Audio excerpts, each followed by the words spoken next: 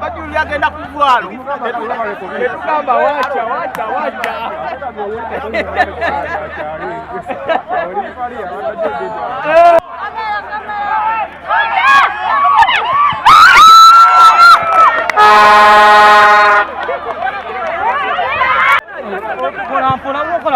Ambula. Tazani.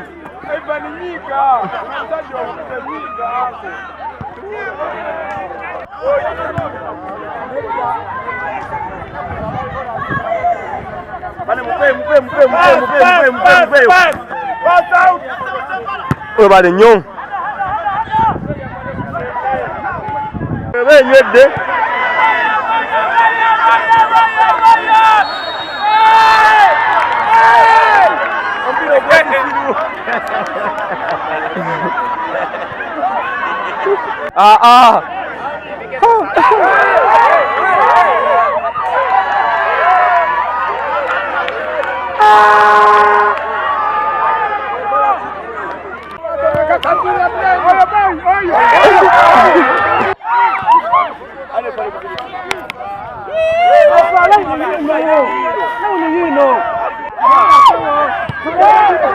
Katigenda mugende munyingo obusajja buli tulumiriza eno buli tunyigiriza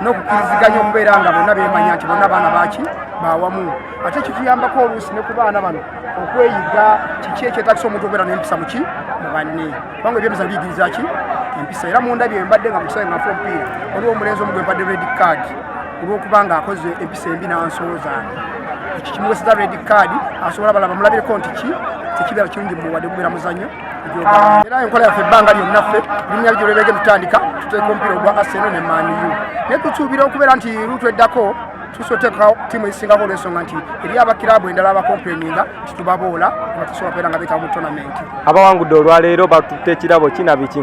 Olwaleero abawagizi ba Man U bawangudde embuzi ewabeewa n'akantu akalala bakasobodde okubaweebwa okusinga ku bagenyi be tulina olwaleero. Nze David Musikalyankolo nga ndi munnamawulire naye omupiira bannange abaliyo bonna omupiira mulungi nnyo era kano kabonero akalaga nti Man U baaba egenda kuba kabiriiti kuba katufe ab'ennamumira tukubye abaaseno tubatimpudde mu penalty ekikakasa nti nno Man U mugyerinde abadde omutendesi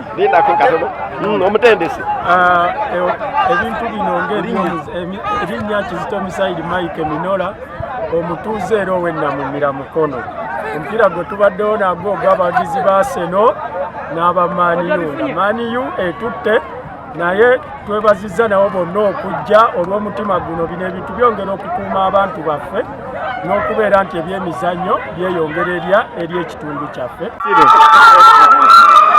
Omwana